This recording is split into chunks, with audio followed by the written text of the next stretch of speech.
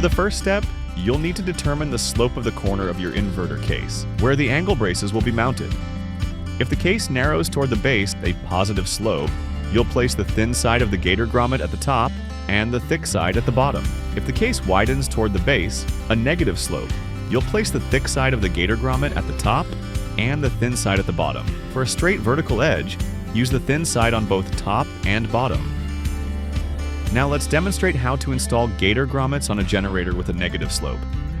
For this step, you'll need 4 ankle braces and 8 gator grommets.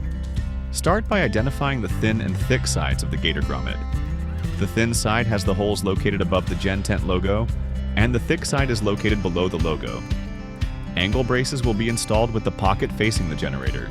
To begin, insert a gator grommet into the top hole of the angle brace so that the thick side faces the pocket.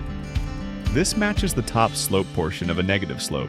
Flip the brace over, and for the bottom hole, insert a gator grommet with the thin side facing the pocket.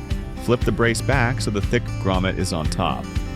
You now have one angle brace properly configured for a generator with a negative slope. Repeat this process 3 more times until all 4 angle braces have gator grommets installed.